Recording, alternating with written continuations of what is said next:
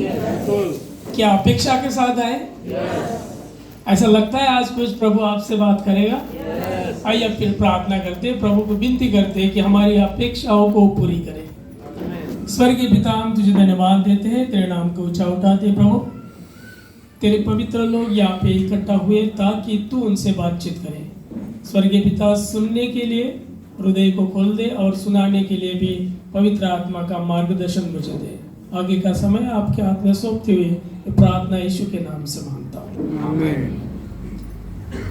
Okay, अपने church में नई नई बातें होती रहती है, कभी कान का आता है, कभी कान का गायब हो जाता है। मैं ये सोच के निकला था कि वो लगाने वाले हैं तो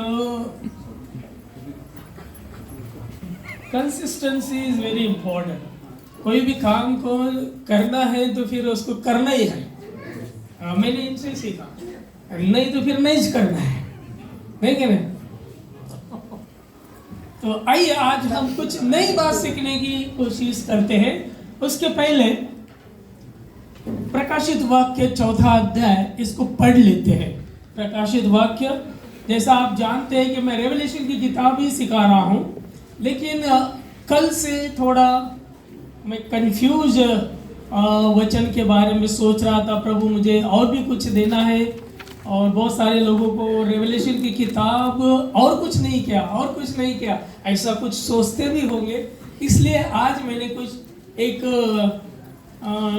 क्या बोलेंगे उसको, स्नैक्स के साथ सॉलिड फूड, स्नैक के साथ सॉलिड फूड, है ना। यदि आपको पता हो, walk through the Bible ministry है, उसका मैं सेंट्रल वेस्टर्न इंडिया का डायरेक्टर करके काम देखता हूँ, और कभी कभी कपड़े पहनना ही पड़ता है ऐसे। और मैं तो बोलता हूँ वचन सुनने के लिए, सुना और सुनाने के लिए अपडेट रहना चाहिए। Why should we should be happy, है कि नहीं? आनंदी होना चाहिए। और जैसा किसी बड़े व्यक्ति को मिलने जाते हैं, उसी प्रकार से हम तैयारी करके ही जाना चाहिए, ऐसा मुझे लगता है। क्योंकि हम तो सृष्टि बनाने वाले को मिलने जा रहे हैं, उससे बातचीत करेंगे, है ना। Walk through the Bible ministry ने कुछ नया 2-3 साल से कुछ नया प्रोग्राम स्टार्ट किया कि सोशल वर्क कुछ करें। और मेरे सामने जब प्रपोजल आया तो मैंने उनसे विनती किया कि ऐसी कुछ मदद करें राशन के बजाय, कि वो जिंदगी भर कुछ काम करते रहे। तो इसलिए मैंने वो सिलाई मशीन का प्रपोजल डाला था, और मेरे लिए 5 मशीन सिलाई की सैंक्शन कर दी उन्होंने। और वो डायरेक्टली पैसा तो शॉपकीपर को जाता है, लेकिन मैंने बार्गेनिंग किया। लास्ट एंड पे पिछले संडे में मुझे 2 नाम अपने चर्च से आए, लेकिन तब तक 5 नाम मेरे गए भी थे। तब मैं करूँ क्या, तो समझ में नहीं आ रहा था। तो इसलिए मैंने दुकानदार से बार्गेनिंग करके एक मशीन का कम पैसे करने को लगाया। थोड़े से पैसे पास के डालना पड़ा, लेकिन उसने बार्गेनिंग उसको समझाया कि हम क्या कर रहे हैं, किसको दे रहे हैं, वगैरह वगैरह। तो जो कीमत उसकी 6000 थी तो उससे कम कर दी उन्होंने, और उसमें और एक मशीन आ गई। और इसलिए अपने कलीसिया की एक, वैसे 2 लोगों को कलीसिया की मशीन दी गई। उसमें से एक संगीता है जिन्होंने गवाही दी थी। अगले साल भी और एक प्रपोजल आया था, मैंने बड़े दुख के साथ नहीं बोला, तो अगले साल उनके बारे में हम सोचेंगे। प्रार्थना करें कि अलग अलग जो सिस्टम्स रहती, स्कीम्स रहते हैं, उसका फायदा अपने लोगों को भी हो जाए।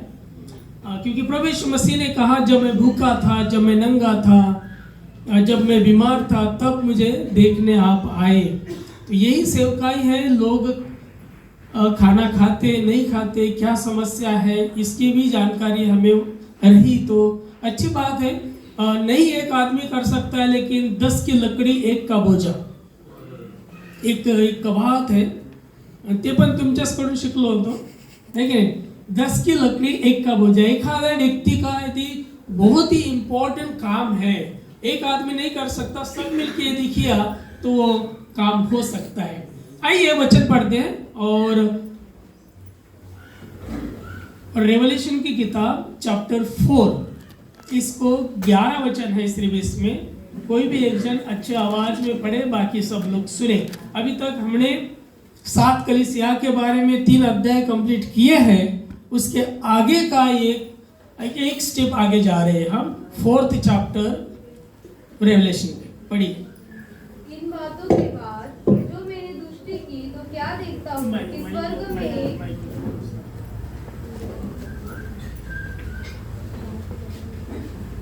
इन बातों के बाद जो मैंने दृष्टि की तो क्या देखता हूँ कि स्वर्ग में एक द्वार खुला हुआ है, और जिसको मैंने पहले तुरही के से शब्द से अपने साथ बातें करते सुना था, वही कहता है, यहाँ ऊपर आ जा और मैं वे बातें तुझे दिखाऊंगा जिनका इन बातों के बाद पूरा होना अवश्य है। तुरंत मैं आत्मा में आ गया और क्या देखता हूँ कि एक सिंहासन स्वर्ग में रखा है, और उस सिंहासन पर कोई बैठा है। जो उस पर बैठा है वह यशब और मानिक के साथ दिखाई पड़ता है, और उस सिंहासन के चारों ओर मरकज सा एक मेघ धनुष दिखाई देता है। उस सिंहासन के चारों ओर 24 सिंहासन है, और इन सिंहासनों पर 24 प्राचीन श्वेत वस्त्र पहने हुए बैठे हैं, और उनके सिर पर सोने के मुकुट है। उस सिंहासन में से बिजलियां और गर्जन निकलते हैं, और सिंहासन के सामने आग के साथ दीपक जल रहे हैं। वे परमेश्वर की 7 आत्माएं हैं, और उस सिंहासन के सामने मानो बिल्लोर के समान कांच का सा समुद्र है। सिंहासन के बीच में और सिंहासन के चारों ओर 4 प्राणी है, जिनके आगे पीछे आंखें हैं। पहला प्राणी सिंह के समान है, और दूसरा प्राणी बछड़े के समान है। तीसरे प्राणी का मुंह मनुष्य का सा है, और चौथा प्राणी उड़ते हुए उकाब के समान है। चारों प्राणियों के 6 पंख है, और चारों ओर भीतर आके ही आके है, और वे रात दिन बिना विश्राम लिए यह करते रहते हैं, पवित्र पवित्र प्रभु परमेश्वर सर्वशक्तिमान, जो था और जो है और जो आने वाला है। जब वे प्राणी उसकी जो सिंहासन पर बैठा है और जो युगान युग जीवता है महिमा और आदर और धन्यवाद करेंगे, तब 24 प्राणी सिंहासन पर बैठने वाले के सामने गिर पड़ेंगे और उसे जो युगान युग जीवता है प्रणाम करेंगे, और वे अपने अपने मुकुट सिंहासन के सामने यह करते हुए डाल देंगे, हे हमारे प्रभु और परमेश्वर, तू ही महिमा और आदर और सामर्थ के योग्य है, क्योंकि तू ही ने सब वस्तुएं सूझी और वे तेरी ही इच्छा से थी और सूझी गई। मैं क्या लगा आपको? कुछ कहीं गए आप?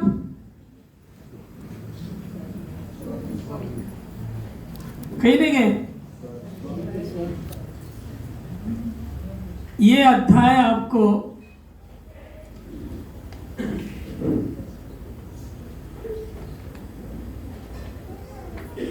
बहुत पीछे लेके गए। एक सेकंड दीजिए प्लीज। इसके पहले हमने 7 कलीसिया, वहां पे ऐसा लिखा है, इस पश्चात इन बातों के बाद जो मैंने दृष्टि की तो क्या देखता हूं कि स्वर्ग में एक द्वार खुला है। किन बातों के पश्चात? इसके पहले जो बातें हुई, स्वर्गदूत पात्मस बेट के ऊपर यूहन्ना से बातचीत कर रहा है और कह रहा है, लिख 7 कलीसिया है और 7 कलीसियाओं के दूतों को लिख। 7 कलीसिया के नाम किसको याद हो गए? किसी को नहीं, क्योंकि हम बाइबल स्टडी नहीं करते। सांग पाटला कायलू ऊपर पराठी पेर गो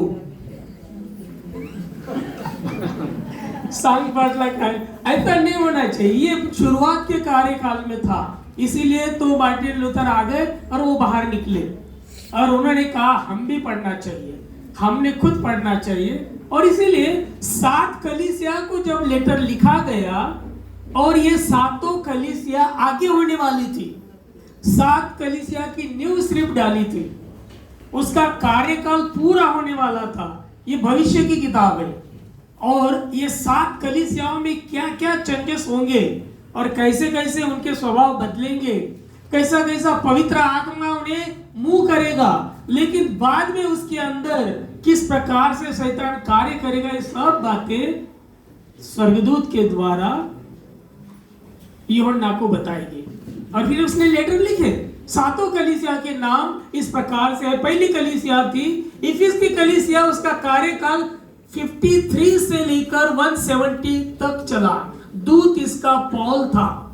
स्थिति उसकी थी, सच्चाई के साथ वो चले थे, प्रेम भरा था उनका, प्यार से वो रहते थे और पवित्र आत्मा की अगुवाई में काम करते थे। लेकिन फिर उसमें एक शैतानिक काम स्टार्ट हो गया और पहला प्रेम खत्म हो गया, खो दिया उन्होंने। क्या सीख मिलती है हमें? मसीह के लिए पहला प्रेम बनाए रखे। प्रतिफल क्या मिलेगा? यदि हम पहला प्रेम बनाए रखते हैं, जीवन के पेड़ का फल हमें खाने को मिलेगा, जो लिखा है रेवलेशन की किताब आखिरी के अध्याय में, जो था लिखा उत्पत्ति के किताब में पहले अध्याय में। कुछ बात समझ में आ रही है? yes. वहां पे फल था, निकाल दिया गया, तू यहां नहीं रहना अभी, क्योंकि तू पता नहीं, तू जीवन के पेड़ को भी हाथ लगाएगा और वो भी फल खाएगा और पूरे जीवन भर तू जीवित रहेगा। इसलिए उसको आदम और हवा को निकाल दिया। लेकिन रेवलेशन की किताब ये बताती है, यदि हम प्रेम यीशु से करते हैं तो हमें उस जीवन के पेड़ का फल खाने को मिलेगा। दूसरी बात, स्मुरना नाम की कलीसिया थी और उसको भी लिख, कार्यकाल था 170 से लेकर 312 ईस्वी सन की बात कर रहा हूं, एडी की बात कर रहा हूं। और ये सभी चेले मर गए थे 100 एडी में, यानी 100 साल में ही सब चले गए थे। आई बात समझ में? लेकिन ये यूहन्ना ने जो लिखा 53 to 70 इसके कार्यकाल में उसने ये प्रकाशित वाक्य की किताब लिखी है। और आगे जो कलीसिया होगी उनका प्रभाव कौन से साल तक रहेगा, ये बातें यहाँ पे दी है।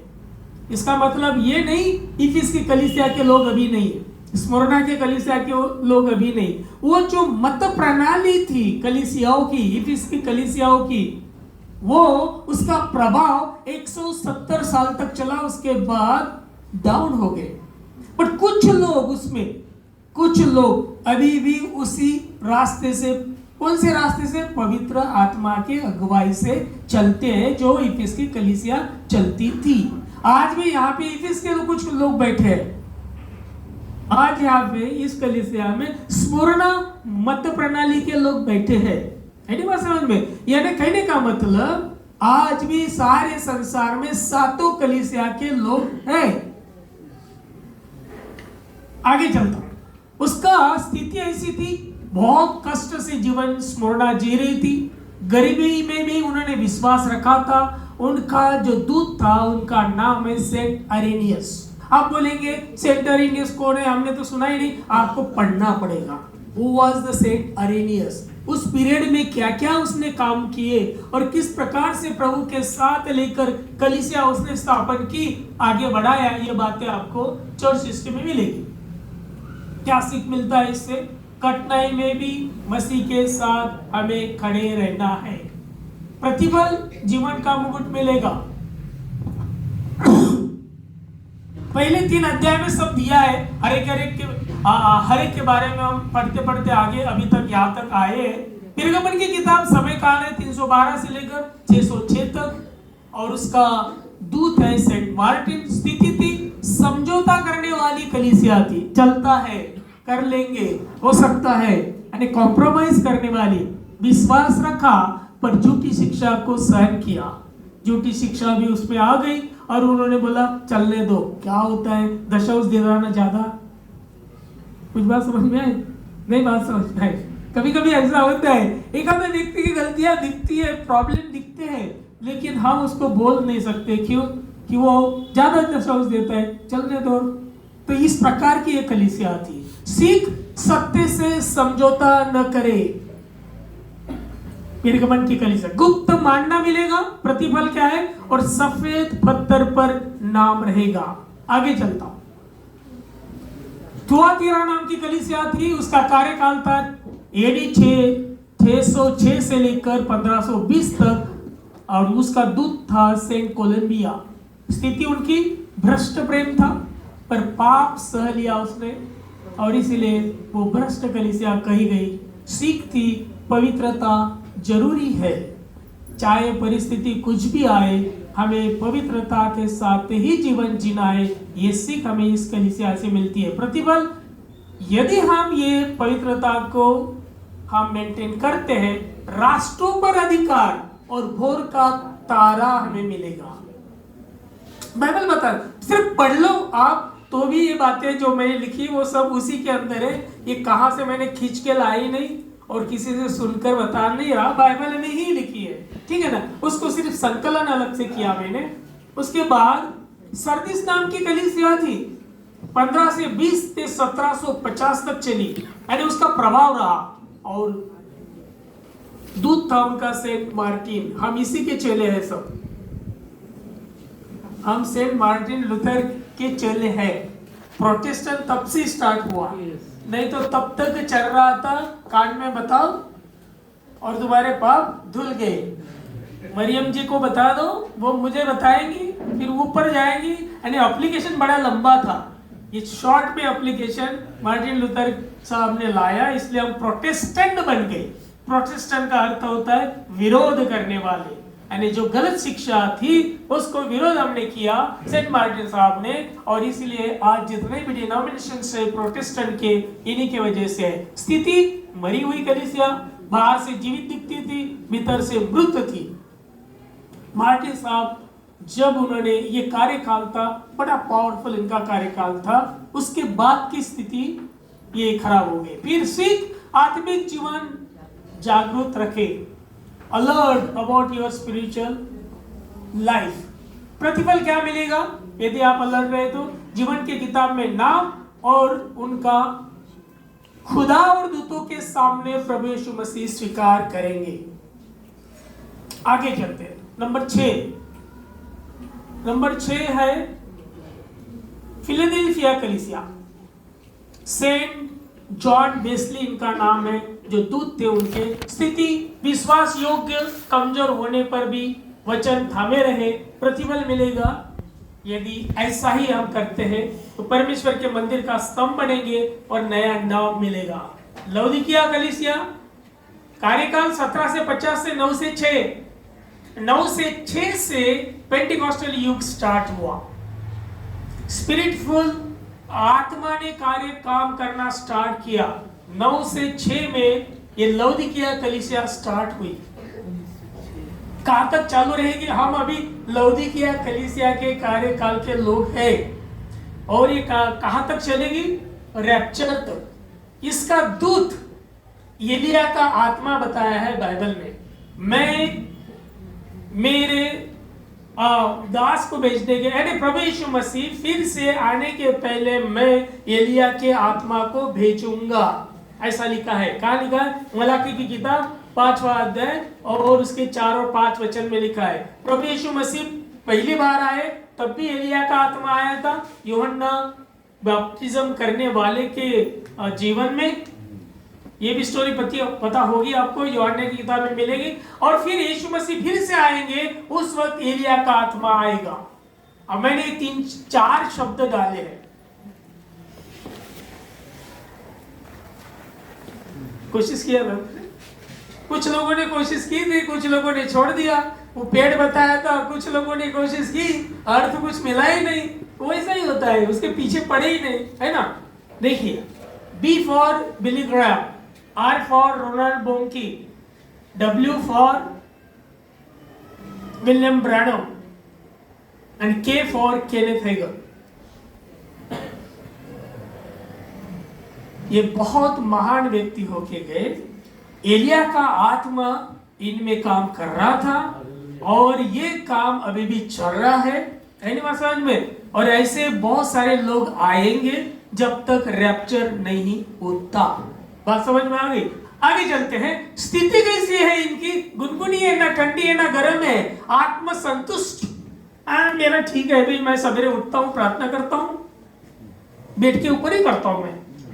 उसके बाद में बाइबल में साथ में रखता हूँ। मैं महिलाओं की मीटिंग में जाती हूँ, है कि नहीं? मैं यूथ में जाता हूँ, गाना भी गाता हूँ। I am happy, I am संतुष्ट। अल्प संतुष्ट लोग है ना। इतना वास्ट नॉलेज है बाइबल के अंदर, तुम कितना भी लोगे खोदेंगे तो मिलते ही रहेगा, मिलते ही रहेगा, है ना बात समझ में। तो इनकी स्थिति ये है लौदीकिया कलीसिया की। सीख मसीह संपूर्ण समर्पण चाहता है। वो संपूर्ण 99 इट मींस नॉट द 100। 99 ये 100 नहीं होता, 100 यानी 100 है कि नहीं। सर्वांगी पूरे रीति से समर्पण, इसलिए रोमियो के पत्री 12वां अध्याय 2 वचन में ऐसा लिखा है, अपना शरीर जीवित पवित्र और प्रभु को भाने वाला क्या करो, बलिदान दे दो, बलिदान दे दो। बलिदान देना तो काटना, वो फिर से जीवित नहीं होता, पुराना मनुष्य निकाल देना। यही बात है यहाँ पे हम सीख सकते हैं लौदीकिया कलीसिया। प्रतिफल यीशु के साथ सिंहासन पर बैठने की हमें जगह मिलेगी, बाइबल में लिखा है। अब ये जो मैंने बोला था ना, एक वचन पढ़ लेते हैं, होशे 4:6। मैंने बोला था आपको थोड़ा सा सॉलिड फूड दूंगा 4थे अध्याय में जाने के पहले। ये वो फूड है, आप देख लीजिए।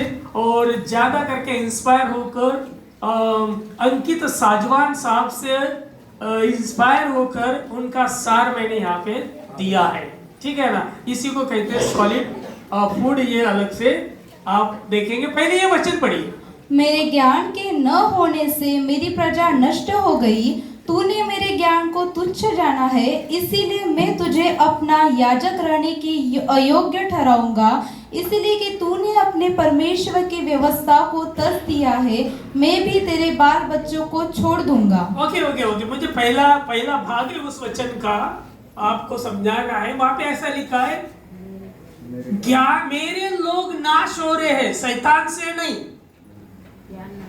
Don't exalt the devil always.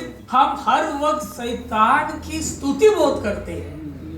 अंकित साहब ने भी बोला था, है ना, वो दोष भी लगाते हैं और बोलते ये शैतान ने किया, ये किया, वो किया, सब शैतान ही करता है, तो हमारा खुदा किधर जाता है उस वक्त। तो बाइबल ये बोलती है कि वो तो उगता भी नहीं, वो तो सोता भी नहीं, वो तो आपको आपके पुतले के समान तो आपका संभालता भी है। फिर why we should always use the devil, शैतान का नाम क्यों लेना। होशे की किताब में एक प्रॉफिट है, बहुत बड़ा प्रॉफिट, 7 अध्याय, सिर्फ घर जाके पढ़ो आप। प्रॉफिट है, भविष्यवक्ता है, उसने ये कहा, परमेश्वर ये कह रहे हैं, वचन का ज्ञान नहीं होने से लोग नाश हो रहे। शैतान की वजह से नाश नहीं होते, काय की वजह से नाश होते, वचन का सही ज्ञान नहीं होने की वजह से। पढ़ने से ज्ञान नहीं मिलता, मनन करने से मिलता। योशु की किताब 1 अध्याय 8वें वचन में ऐसा लिखा है, ये धर्मशास्त्र का किताब तू अपने चित्त से ना उतरने दे, इसे रात दिन तक, रात और दिन इसको मानने की चौकसी करना, तो जहां पे भी तू जाएगा वहां तुझे यश मिलेगा। पराजय आप ही की वजह से आपको मिलता है। प्रभु यीशु मसीह हमारे साथ, वो गाना आपने गाया बहुत अच्छा लगा, मैं रो रहा था, यहाँ पे आंख में आंसू आ रहे थे, क्योंकि मैं 1980 में ये गाना गाता था, अकेला जब भी मैं रहा, क्योंकि इतनी परिस्थिति मेरी खराब थी। कॉलेज पढ़ता था, मेडिकल का मैं ट्रेनिंग ले रहा था, स्टेथोस्कोप नहीं, एप्रॉन नहीं, किताबें नहीं, तेल साबन नहीं, ये कुछ भी नहीं रहता था, और मैं प्रभु का वचन लोगों को आजू बाजू के खेड़े में ट्रैक्स भी बांटता था। उस वक्त ये गाना गाता था, सहारा मुझको चाहिए, सहारा मुझको दे खुदा। और वो सहारा उसने मुझे दिया, उसने मुझे सहारा दिया। समय लगा, लेकिन सहारा इतना दिया कि अभी मुझे ऐसा लगता ही नहीं कि मैं बेसहारा, नहीं, मैं बेसहारा नहीं हूं। हाँ, अभी वो उसका वचन ही है। इसे आप भजन संहिता 3 अध्याय पढ़ेंगे ना, तो आप जब बेसहारा होते हो, उसको पुकारते हैं, तो वो आपको इस प्रकार से बना देता है ताकि आप दूसरों को सहारा दे। तेरे खत्ते भर के ऊंडे लेंगे, ऐसा लिखा है 10वां वचन में होगा, आई थिंक सो। भजन संहिता 3 अध्याय 10वें वचन में या 10 या 11 वचन में ऐसा लिखा, तेरे खत्ते भर के उंडलेंगे, यानी बहेंगे, लोग वो ले उसका आशीष लेंगे।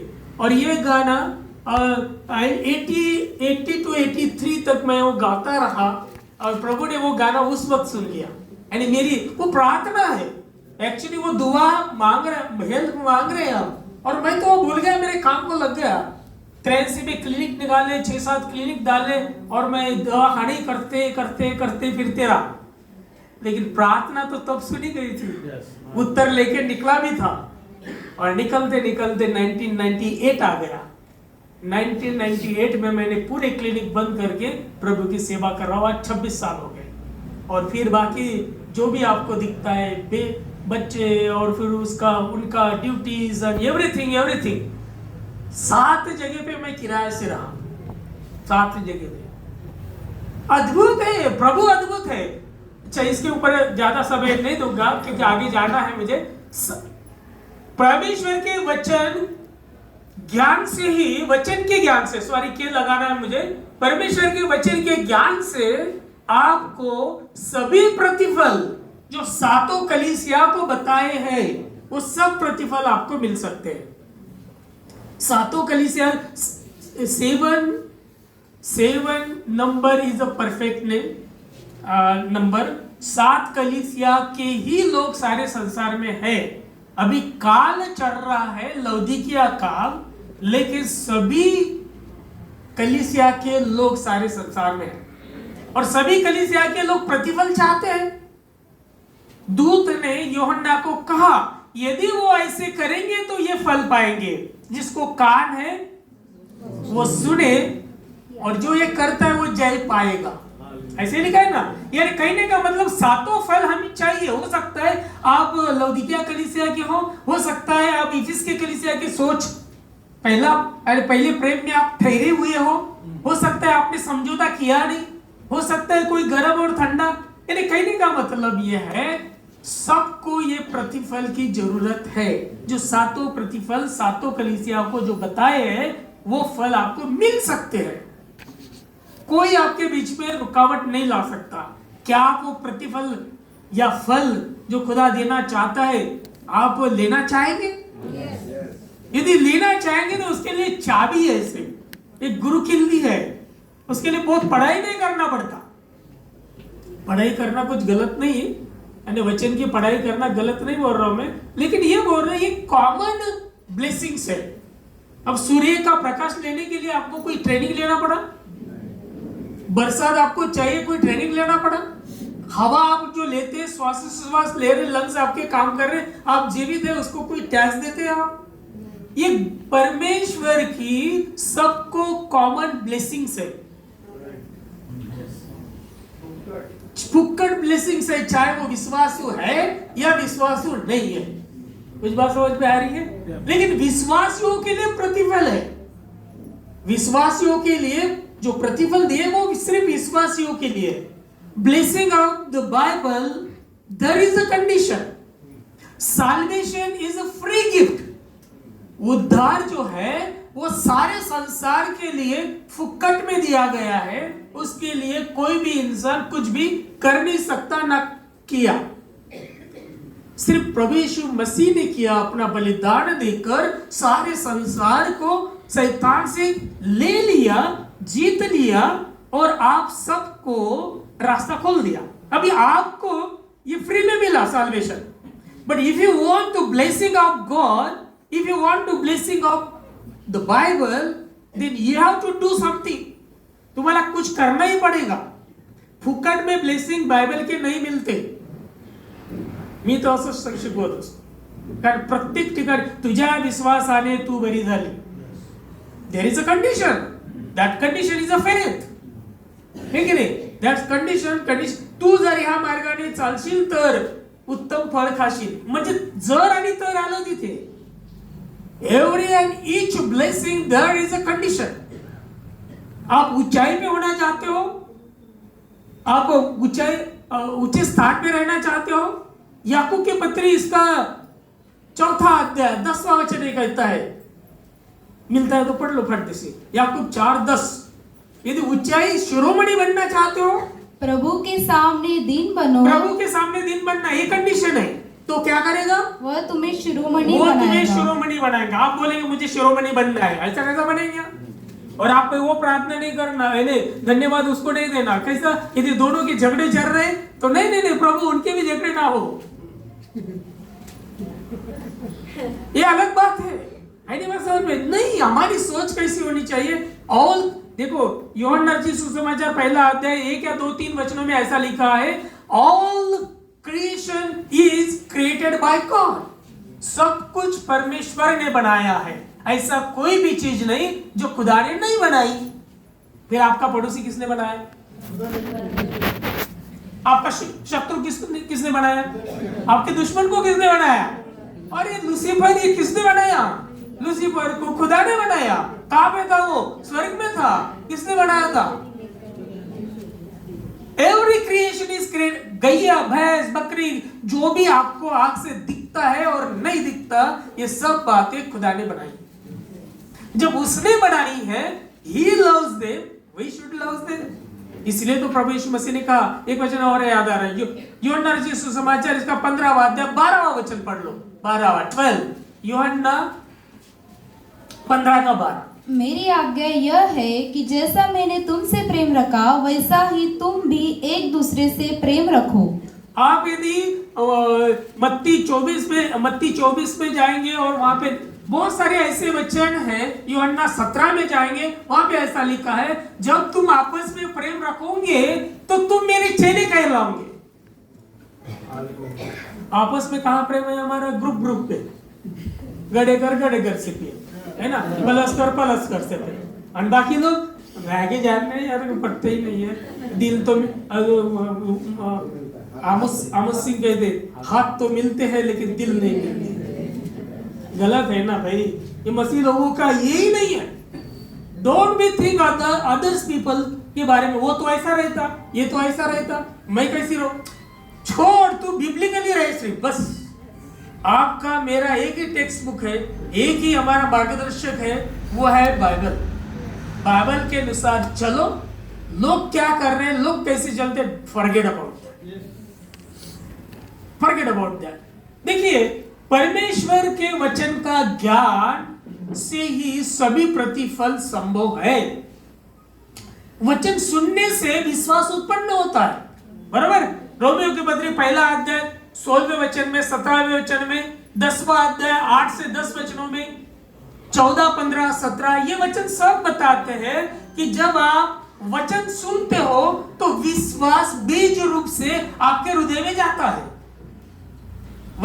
वचन को बीज भी कहा है, बराबर है। एक बीज जब मरता है, यानी वचन जब जाता है, डाइजेस्ट आप कर लेते हो, वो वचन अंदर जब जाएगा तो विश्वास निर्माण होगा। विश्वास की नींव जो है, विश्वास का बीज जो है, वचन सुनना है। बात समझ में? तो कुछ लोग वचन पढ़ते हैं, है की नाही? पडलं, वाचून टाकलं, स्टोरी सारखं। थोड्या वेळाने विचारा बरं, 3 प्रश्न नेहमी विचारायचं, कोणी लिहिलं, कोणासाठी लिहिलं, मला काय, माझ्यासाठी याच्यापासून काय फायदा है। प्रत्येक वचन, हर एक वचन के साथ ये 3 क्वेश्चन लगाए दो। किसने लिखा, किसके लिए लिखा, मुझे क्या मिलने वाला है, मुझे क्या बता रहा है, या मुझसे क्या बातचीत कर रहा है। फिर बाइबल पढ़ो। वचन सुनने से विश्वास उत्पन्न होता है, विश्वास से ही उद्धार आता है। रोमियो की पत्री 10:9 में लिखा है, पढ़ लीजिए। रोमी सिर्फ एक ही वचन पढ़िए, 10:9 कि यदि तू अपने मुंह से यीशु को प्रभु जानकर अंगीकार करे और अपने मन से विश्वास करे कि परमेश्वर ने उसे मरे हुए में से जिलाया, तो तू निश्चय उद्धार पाएगा। अब उद्धार पाने के लिए यदि तू यीशु मसीह को जान ले, जानना कब से मिलेगा, कहां से जानना मिलेगा? जाएंगे गडे करके सांगा, हो येशू बद्दल माहिती आहे तुम्हाला, कोणी घरी राहते बाजूला, इकडे की तिकडे? नो नो नो, प्रभु को जानना, यीशु को जानना है तो बाइबल ही है। ये आपको यीशु की जानकारी देगा। यदि तू जानेगा और फिर जानने के बाद ही विश्वास जो रहता है वो परफेक्ट विश्वास है। कुछ बात समझ में आई? वचन सुनने से, वचन पढ़ने से, वचन को समझने से, मनन करने से आपका विश्वास निर्माण हो जाता है, और जो विश्वास आता है उससे आपको क्या मिलता है? उद्धार। पहला यूहन्ना 5:4 में भी लिखा है, यूहन्ना 3:16 में क्या लिखा है? जितनों ने उसके ऊपर विश्वास किया। कब विश्वास करेंगे? सुनने के बाद। कोई तो भी बताएगा ना यीशु के बारे में, तभी तो। थोमा नहीं आता था तो भारत देश में वचन ही नहीं मिलता था। ईस्वी सन 52 में थोमा आ गया केरल में, प्रभु की दया से उस चर्च में मैं गया, केरल के एक चर्च है, थोमा चर्च, पत्थर से बांधा हुआ है, और वहां पे हमारी 3 दिन की मीटिंग थी। वो नहीं तो शिरच्छेद हो गया भारत देश के अंदर, उसको काट दिया गया, उनको काट दिया गया। प्रार्थना कर रहे थे, तलवार से थोमा को मार डाला। उसके वजह से आज भारत देश को वचन मिला। उसके और वो वचन हमने सुना, सुनने से हमने विश्वास किया, विश्वास से हमारा उद्धार हुआ। अब उद्धार का मतलब ये भी बात बताई थी, मेरा ख्याल है अंकित साहब से पहले एक बार अपने पासवान ने, सुनील सर ने बताई थी सोजो के बारे में, राइट? आई थिंक सो, मुझे याद आ रहा है एक संदेश में। आप उद्धार सुनने के बाद आपका उद्धार होगा। हिब्रू वर्ड है सोजो, और ये सोजो वर्ड पापों के क्षमा के लिए भी सोजो वर्ड यूज किया, बीमारी से चंगाई चाहिए उसके लिए भी सोजो वर्ड यूज किया, आजादी श्राप से चाहिए उसके लिए यही वर्ड यूज किया गया हिब्रू में। हिब्रू लैंग्वेज थी पुराने नियम की, ग्रीक लैंग्वेज थी नए नियम की, लेकिन प्रभु यीशु मसीह बार बार हिब्रू लैंग्वेज का इस्तेमाल करते थे। वो बहुत बार हिब्रू शब्द बोलते थे, उसमें एक सोजो नाम का शब्द था, उसका मतलब होता है उद्धार, उसका मतलब होता है चंगाई, उसका मतलब होता है पापों की क्षमा, उसी का मतलब होता है आजादी श्राप से, बचना विनाश से। उद्धार का मतलब देखिए स्वर्ग की आशीषें, इफिसियों की पत्री 1 अध्याय 3 वचन में दिया है, सभी स्वर्ग की आशीषें जो विश्वास करता है उसको मिलती है। मरकुस 16:15-16 में एक वचन पढ़िए, सिर्फ 16वां वचन, मरकुस 16 का 20वां वचन।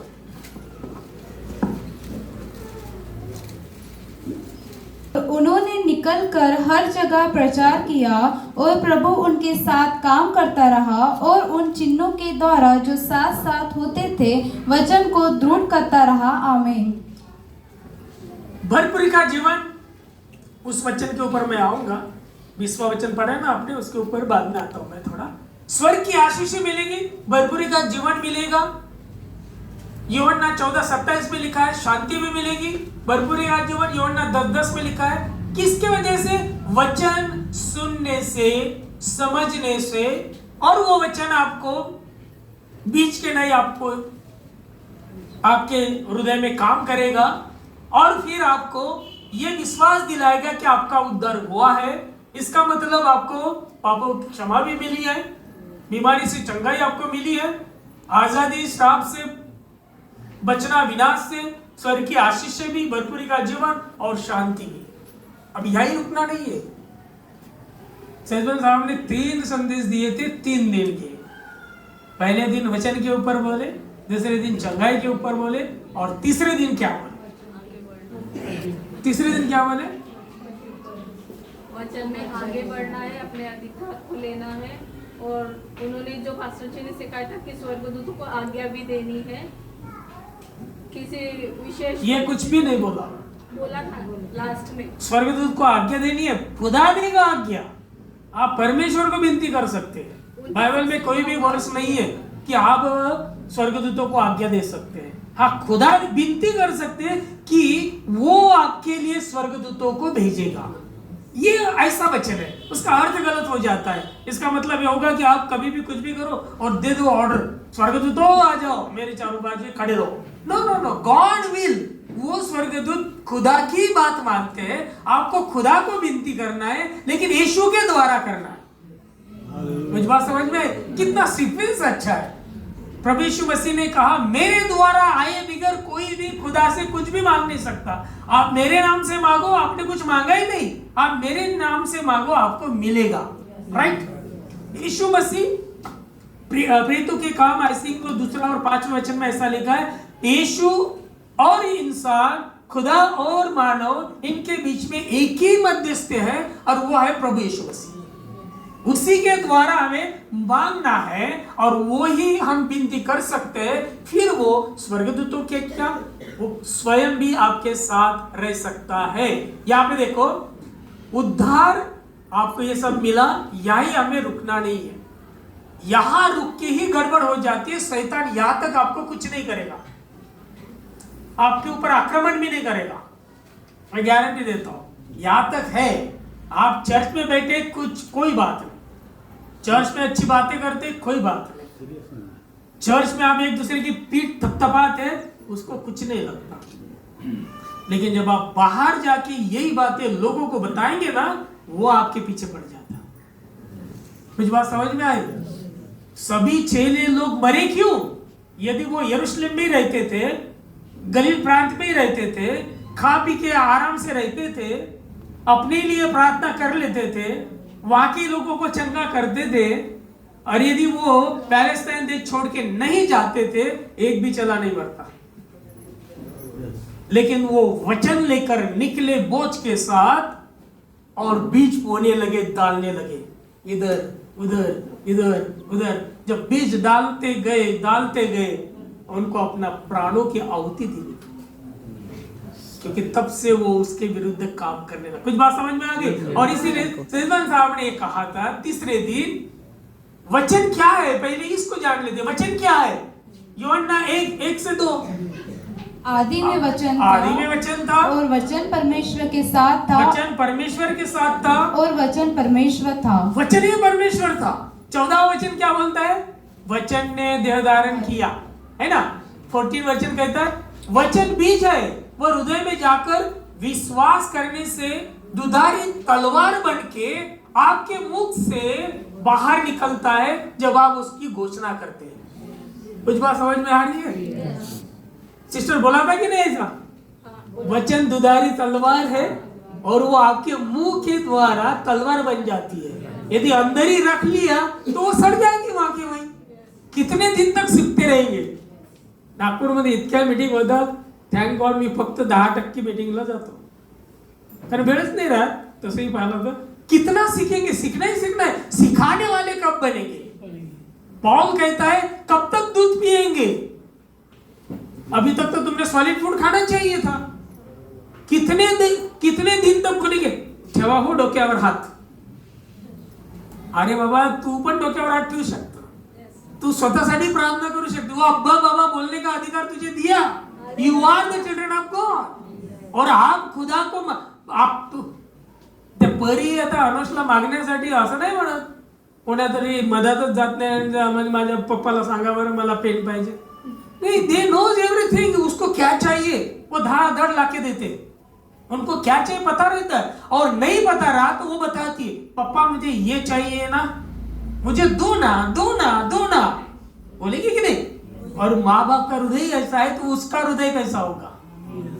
जब माँ बाप का, संसारिक माँ बाप का हृदय इतना अच्छा है कि अपने बेटी के आंखों में आंसू नहीं देख सकते, तो वो खुदा जिसको आप मांगेंगे, पता नहीं माझं तर हृदय तसं आहे, मी हळवा थोडा जास्त आहे, हळवा है थोड़ा सा, तो वो कितना इमोशनल होगा, है ना? वो नहीं देगा, ये नहीं सोचते आप। यहाँ देखिए, वचन ये बीज है, आपके मुंह से बाहर जब निकलता है तो वो तलवार बनकर निकलता है। वो दुधारी तलवार पहले तो आपको घायल करता है। तलवार का काम क्या है? जब घाव होगा तब घायल होंगे, है ना? जब घायल होंगे तो फिर मिलाप होगा। घायल से ही मिलाप होता है, किसके साथ? खुदा के साथ। दुधारी तलवार बन के मुख से घोषणा करने से बाहर जब भी आप वो बोलते तो क्या होगा? चमत्कार होगा। यिर्मयाह 1:9 प्रकाशित वाक्य 1:16 में लिखा है, आप जब वचन को बोलेंगे वचन काम करेगा। जर तुम्ही कोणाला म्हणा अरे मूर्खा, तो मूर्खच होईल। त्याला म्हणा अरे शहाण्या, नाही पडत ना, म्हणा अरे शहाण्या, काय नुकसान जाते तुमचं? कारण बाइबल में लिखा है तुम्हारे मुंह में जीवन और मृत्यु है, जो आप बोलेंगे वही होगा। आपके शब्द में पावर है। दूसरों को अच्छा बोलना बहुत ही कठिन बात है। जितना बुरा बोलना कठिन है ना, उतना अच्छा बोलना कठिन नहीं है। आप बोल के दे देखो, जिसको बोल रहे हैं वो खुशी से जाएगा, अरे आज मला डॉक्टर साहबांनी असं म्हटलं, वेल डन। वो दिन भर उसके बारे में सोचेगा और आपको भी अच्छा लगेगा, आज चला मी कोणाला वाईट नाही म्हटलं, आज मला चांगलंच म्हटलं।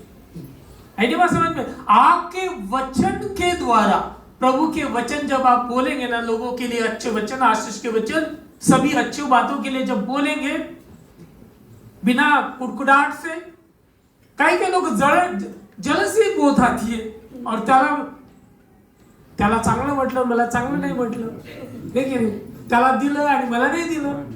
अरे बाबा त्याला दिलं ठीक आहे, देव बाप्पा मला पण देशील तू. त्यांना दिलं, त्यांचा चांगला उपयोग होऊ दे, त्यांना आशीर्वादित कर, त्याच्यापासून त्यांना आणखी मोठं कर. ये सोच कब आएगी हमारे दिल में? ये सोच नहीं आती, हम मसीह के नहीं है.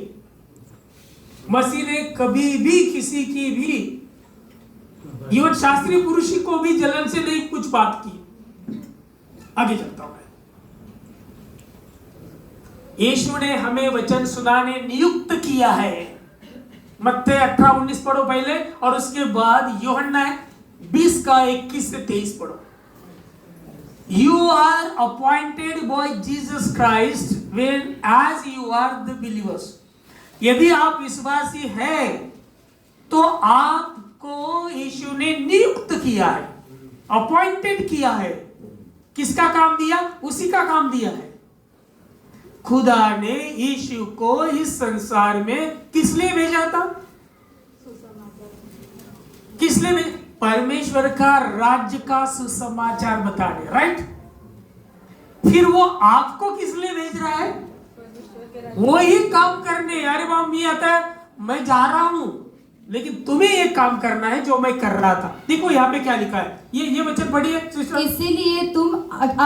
इसीलिए तुम जाओ, सब जातों के लोगों को चेला बनाओ और उन्हें पिता और पुत्र और पवित्र आत्मा के नाम से बपतिस्मा दो और उन्हें सब बातें जो मैंने तुम्हें आज्ञा दी है मानना सिखाओ. और देखो मैं जगत के अंत तक सदा तुम्हारे संग हूँ. जगत के अंत तक प्रभु यीशु मसीह आपके साथ है. वो साथ साथ रहेगा और आपको काम करना पड़ेगा उसके साथ साथ. ही मेक अस पार्टनर, भागीदार बनाया उसने. प्रभु का राज्य फैलाने के लिए यीशु ने हमें पार्टनर बनाया है. और वो कहता है तुम सिर्फ टैक्स बांट के वापस मत आओ, वहां पे चेला बना, सिखाओ. ये बात मुझे बहुत अच्छी लगती. जब तक उसके अंदर बीज हमें डालता नहीं, उसको बढ़ाता नहीं, तब तक चैन नहीं मिलती. वहां पे ऐसा लिखा है चेला बनाओ और सिखाओ. और देखो युग के समाप्ति तक फिर बपतिस्मा आता है. फिर से वो पेड़ अभी पीछे है इसलिए मैं लेके नहीं जाता. फिर बपतिस्मा आता है. तुझं लक्षच नव्हतं, आता त्याच्यात उत्तर होतं माझं. क्या करे? पहले चेला बनाओ, उसके बाद उसको सिखाओ. यहाँ पे देखिए ये वचन देखिए. यीशु ने फिर उनसे कहा तुम्हें शांति मिले. जैसे पिता ने मुझे भेजा है वैसे ही मैं भी तुम्हें भेजता हूँ. यह कहकर उसने उन पर फूंका और उनसे कहा पवित्र आत्मा लो. जिनके पाप तुम क्षमा करो वे उनके लिए क्षमा किए गए हैं, जिनके तुम रखो वे रखे गए हैं. यहाँ प्रभु यीशु मसीह क्लियरली कह रहे जैसे पिता ने मुझे भेजा वैसा मैं भी तुम्हें भेजता हूं. और कहता है पवित्र आत्मा ले लो. You can't do anything without Holy Spirit. You can't preach, you can't teach and you can't give the testimony. प्रेरितों के काम पहला अध्याय उसके 8वें वचन में दिया है. प्रेरितों के काम पहला अध्याय 8वें वचन में ऐसा लिख दिया, यहां ठहरे रहो, तुम्हारे ऊपर पवित्र आत्मा आएगा, फिर तुम्हें क्या मिलेगा? सामर्थ्य मिलेगा. और फिर क्या करना तुमने? सामर्थ्य मिलने के बाद लोगों को बताना मैं सामर्थ्यवान हूं, मैं सामर्थ्यवान हूं. आओ और कोई तुम्हारे कोई और किसकी प्रार्थना नहीं सुनी जाएंगी, मेरी प्रार्थना सुनी जाती है क्योंकि मुझे सामर्थ्य मिली है. ऐसा बोला है. क्या बोला है? तुम मेरे गवाह बनोगे. पवित्र आत्मा आपको साक्षीदार बनाता है. सामर्थ्य इसलिए देता है ताकि आप लोगों को गवाह बने. आप जब भी बात करेंगे पावरफुल बात आएगी. बाइबल कहती है तेरे मुंह में मैं शब्द डालूंगा और कोई तेरा विरोधक नहीं होगा. ऐसा बहुत बार मैंने अनुभव किया. जब मैं बात करता हूं सामने, अरे डॉक्टर साहब मी हे विचारणारच होतो तुम्हाला, हे विचारणारच होतो. पहले ही आपको पता चल जाएगा इसके दिल में क्या चल रहा. आप उसके उत्तर फटाफट देते रहेंगे. कुछ बात समझ में आई?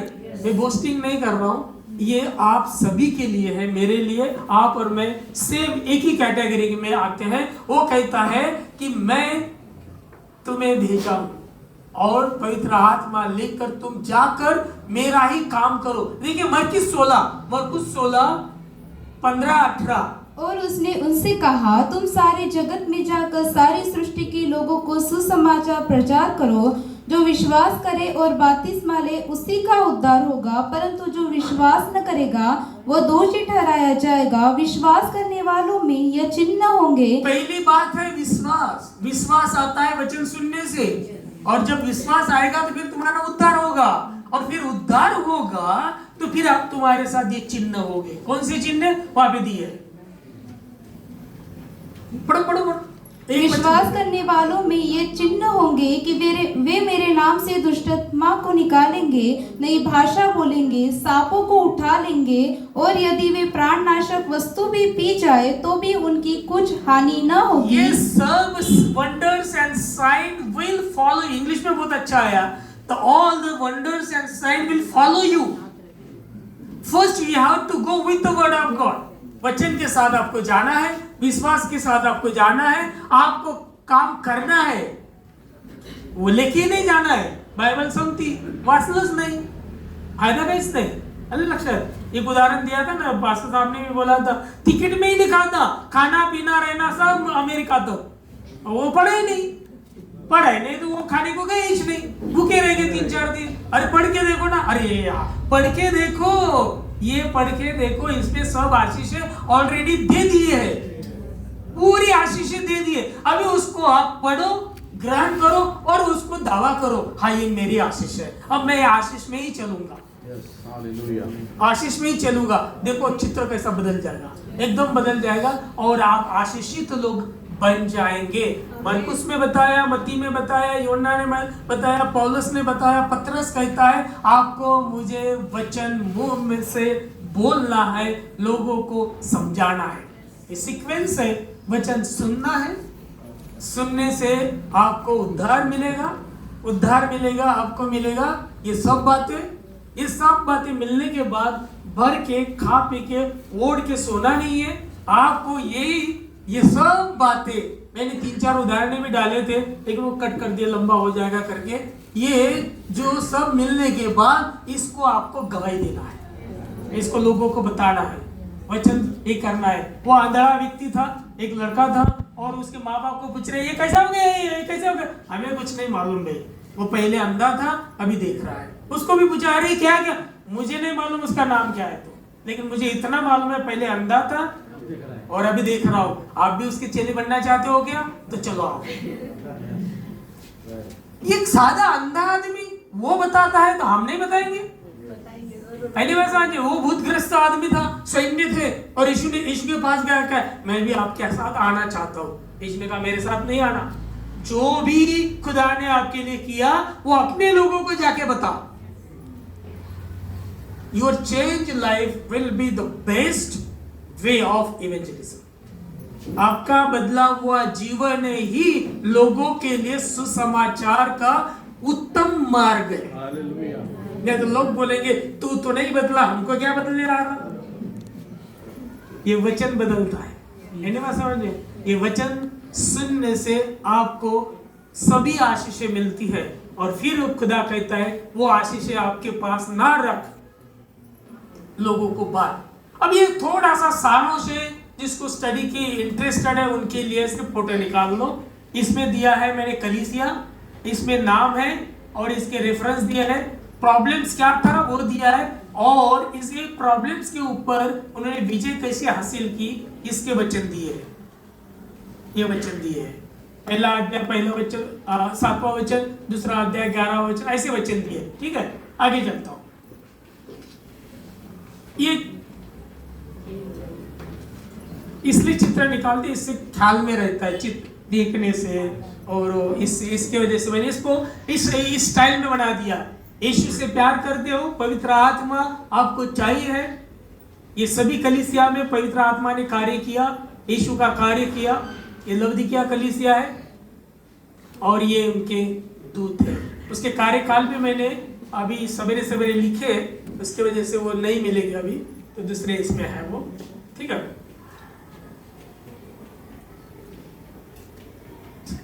अब आ गए हम प्रकाशित वाक्य चौथा अध्याय, स्वर्ग का साक्षात्कार। मेरे पास 10 मिनट है, 12:30 बजे पक्का खत्म करूंगा। 12:30 बजे पक्का, 12:30 बजे करते ना हम, 12:30। वचन 1, इन बातों के बाद पूरा होना अवश्य है। स्वर्ग में क्या देखा? सिंहासन है, सिंहासन पर कौन है? परमेश्वर है। दूसरा वचन, सिंहासन के चारों ओर 24 सिंहासन। चौथे वचन में प्रकाशित वाक्य 3:11 और याकूब 1:12, इसमें भी ये 24 प्राचीनों के बारे में बात आई है। 24 प्राचीन कैसे है? श्वेत वस्त्र और सर पर सोने का मुकुट पहने, जलते हुए 7 दीपक है, परमेश्वर के 7 आत्मा, तीसरे अध्याय में भी है। और ये 7 आत्मा के बारे में मैंने बताया था, कौन कौन से 7 आत्मे हैं, उसके बारे में सब विश्लेषण किया था। यशायाह की किताब से हमने वो लिया था, ठीक है। उसके बाद जिनके आगे पीछे आंखें, 4 प्राणी है वहां पे, 6वें वचन में दिया है, आगे पीछे आंखें। आंख का काम क्या है? देखो पूरा बाइबल सिंबॉलिक है, सिंबॉलिक है, ये समझ के उसकी स्टडी करना पड़ता है ना। धन्य तो पुरुष नालियों के बाजू में लगा है पेड़, है ना, हंगामी फल देते। अब ये सिंबॉलिक है, पेड़ नहीं है आप, लेकिन आप ऐसे हैं कि आप हर वक्त हरे भरे रहते हैं, हर वक्त आशीषित रहते हैं। ऐसे ये 4 प्राणी है और इनको आंखें ही आंखें, इसका मतलब वो सब कुछ देखते हैं। आंख का काम क्या है? देखना है कि नहीं? आंख का काम है देखना। ये 4 प्राणी 4 कार्यकाल है, 4 प्राणी 4 कार्यकाल है। ये 7 कलीसियाओं के ये 4 प्राणी 4 शुभ वर्तमान है। बहुत डीप में गए तो बहुत कुछ बात है, लेकिन इतना समझना है कि परमेश्वर जिनके आगे पीछे, उसके पास 4 प्राणी है, आगे पीछे आंखें हैं, एंड गॉड सी एवरीथिंग। प्रभु सब कुछ देखता है, चाहे आप अंधेरे में करो या उजाले में करो, या समुद्र के नीचे जाओ वहां भी वो है, आकाश के ऊपर उड़ो वहां पे भी वो है। कुछ बात समझ? एक वचन आहे ना स्तोत्रामध्ये लिहिलं आहे पण तरी, किंवा मी इथे गेलो तो तिथे पण तू आहेस, मी तुझ्या नजरेपासून कुठे लपू, है की नाही? 136। अब 4 प्राणी कौन से? सिंह के समान, दूसरा बछड़े के समान, नंबर 3 तीसरा मनुष्य मुंह सा, यानी मनुष्य के मुंह के समान, और 4 है उड़ते हुए उकाब के समान। अभी सभी उकाब के समान कार्य चल रहा है। तुम्हाला माहिती नसेल, डेली प्रभु के पास लाखों लोग आ रहे हैं। उकाब ऊंचाई पे उठता है, वो नीचे रेंगता नहीं। उकाब यानी उकाब का पक्षी, हम क्या गरुड़ पक्षी, वो ऊंचाई पे। आज क्रिश्चियनिटी ऊंचाई पर है, सारे संसार की बात कर रहा हूं मैं, और इसीलिए तो नए नियम लगा रहे हैं कि भाई तुम चर्च में पैसा देते हो ना, तो उसका भी पैन कार्ड दो। इतने घबराए हुए लोग हैं, कुछ बात समझ में आई? नहीं तो ऐसा कुछ भी नहीं था, ऐसा कुछ भी नहीं था। घबराया, पूरा संसार घबराया हुआ है, जो यीशु को नहीं मानते वो घबराए हुए। इसका मतलब शैतान थ्रेटनिंग हो रहा है, वो घबरा रहा है। अब मैं क्या करूं? वो अलग अलग कुछ ना कुछ रास्ते छोटे मोटे निकालते रहता है। और इसलिए प्रभु यीशु मसीह ने बहुत अच्छा एक वचन कहा, आई थिंक सो यूहन्ना 16:33 में लिखा है, वो यूहन्ना 16:33 हो सकता है, मे बी कंफ्यूजन हो मेरा थोड़ा, पर यूहन्ना 16:33 में ऐसा लिखा है, संसार में तुम्हें क्लेश होंगे लेकिन डरो मत, संसार को मैंने जीत लिया है। पढ़ा मिला होगा तो। मैंने ये बातें तुमसे इसीलिए कही है कि तुम्हें मुझे में शांति मिले। संसार में तुम्हें क्लेश होता है, परंतु ढाढ़स बांधो, मैंने संसार को जीत लिया है। यीशु ने संसार को जीत लिया है। इसका मतलब सब रूल्स को जीत लिया है। इसका मतलब जो रूल लगाते उनको भी जीत लिया है। धीरज बांधो, समय आएगा और सब राजा बेलशस्सर जैसे कहेंगे, दानियल तेरे परमेश्वर के सिवा और कोई परमेश्वर नहीं। प्रभु की स्तुति हो। लेकिन आपको और मुझे काम करना पड़ेगा। आप दानियल ने काम किया। दानियल ने बोला नहीं, आप जैसा बोलते भाई वैसा ही, मुझे कुछ उसमें मत डालो। मैं हर वक्त बोलता हूँ, खुदा संकट में बचाता, संकट से नहीं। कुछ बात समझ में आई? संकट में बचाता, संकट से नहीं। दानियल ने 3 बार प्रार्थना करता था और उसने बोला ही होगा, इस सीए के नाम से मुझे बचा, राजा का मन पलटा दे, ऐसा बोला होगा। उसने राजा का मन भी नहीं पलटा, ना सीए के लाल से भी नहीं बचाया। सीए के लाल में जाने दिया। जाने के बाद वो आराम से गद्दी बनाकर सीए के ऊपर सो गया। और फिर दूसरे दिन हम देखते वही राजा आकर कहता है, अरे दानियल तू कैसा है? मैं तो ठीक हूँ। अरे तेरे परमेश्वर के जैसा कोई परमेश्वर ही नहीं। ये बोलता ही नहीं था वो, यदि वो नहीं चाहता था। कुछ बात समझ में? इसलिए संकट से ना डरे, संकट को कहे मेरा परमेश्वर बहुत बड़ा है। ये संकट तू आज नहीं तो कल मेरे जीवन से निकल ही जाएगा, ये मुझे पता है, क्योंकि उसका कंट्रोल मुझ पे है। कुछ बात समझ में? यहाँ पे 4 प्राणी है। वो 24 प्राचीन क्या करेंगे? वचन 10 और 11, वचन 10 और 11 ने 4थे अध्याय का, यूहन्ना 1:3 में भी दिया है। क्या करते हैं वो? ये थोड़ा चित्र मुझे मिला गूगल के ऊपर। सिंहासन पर बैठे हैं 24 और ये 4 प्राणी, ठीक है? 4 प्राणी दिख रहे हैं आपको? सिंह है, बैल है, मनुष्य का चेहरा है, उकाब है, और चारों ओर 24 बैठे हैं प्राणी। ये थोड़ा क्लियर मिला इसलिए इसको लगा प्राचीन, यानी प्राचीन बता दो, प्राचीन यानी क्या है?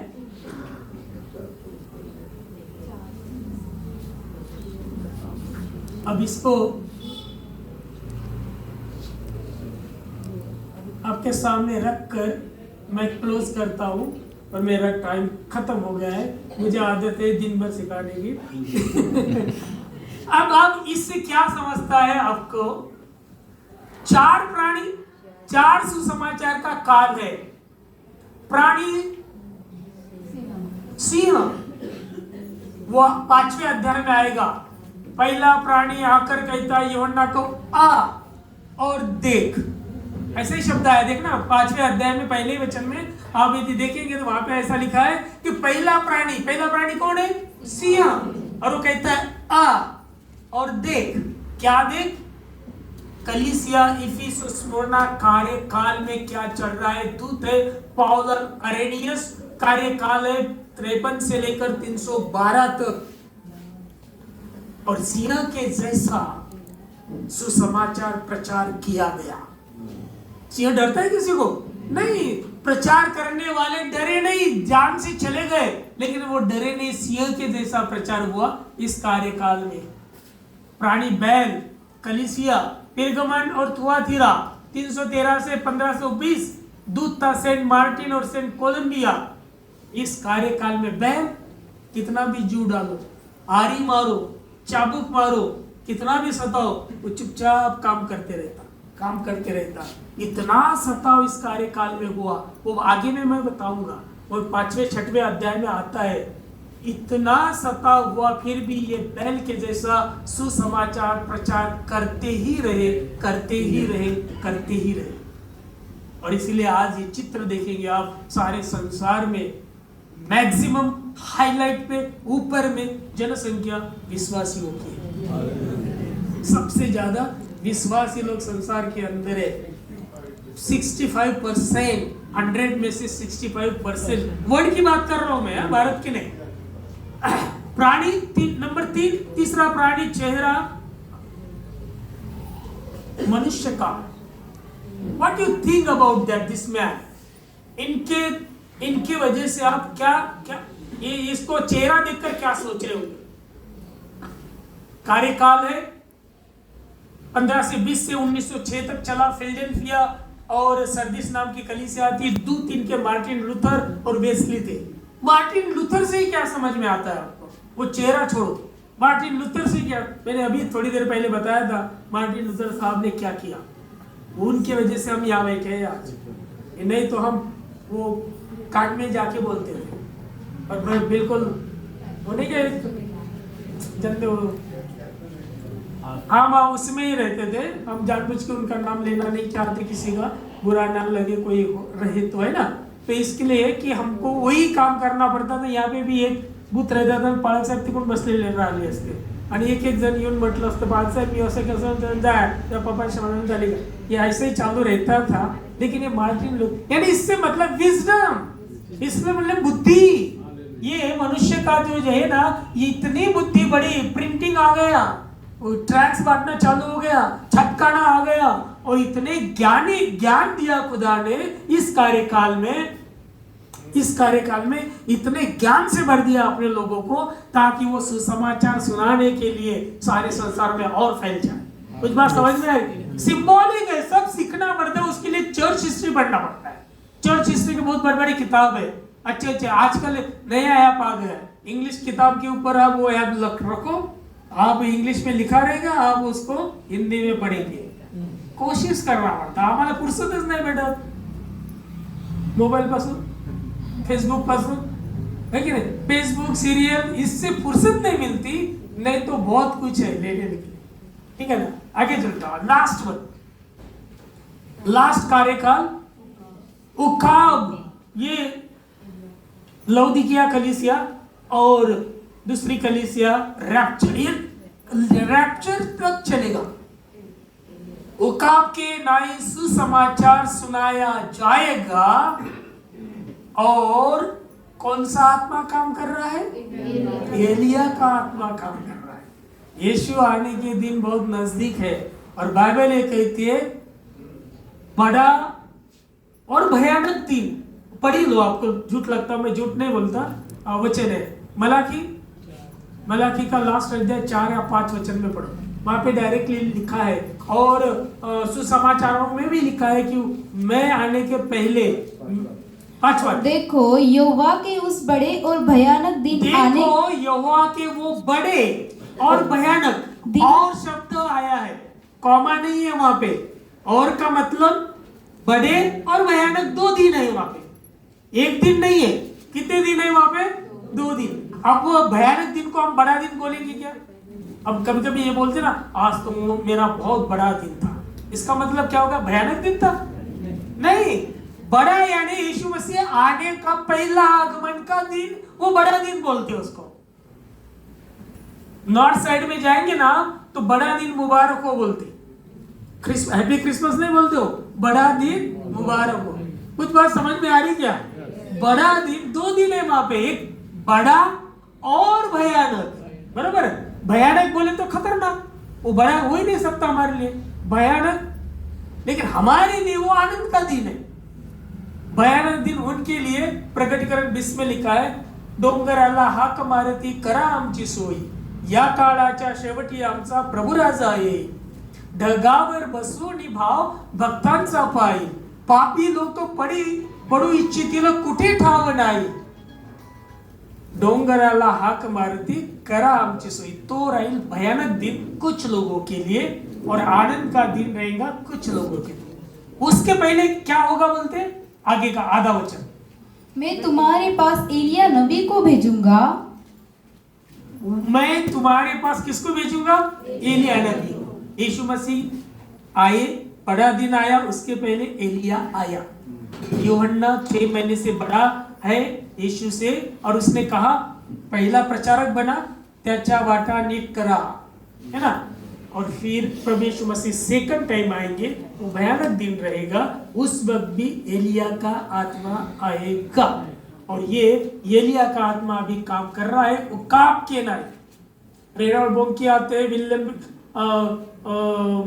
विल्यम ब्रॅनम आते हैं, डॉक्टर बिली ग्रॅम, 2 करोड लोकांना प्रभूकडे लाने का काम डॉक्टर बिली ग्रॅम इन्होंने किया।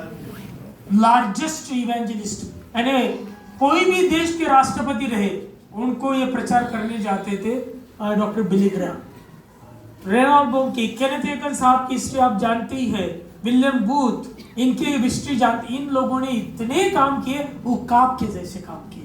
यही कलीसिया का कार्यकाल चल रहा है। आज शायद हम रुकेंगे और उसके बाद इसी चौथे अध्याय में हम कंटिन्यू करेंगे अगले संडे, क्योंकि ये चौथा अध्याय इतनी जल्दी खत्म नहीं होता, उसमें से बहुत सारी बातें समझाना जरूरी है। आइए हम प्रार्थना करें। स्वर्गीय पिता, हम तुझे धन्यवाद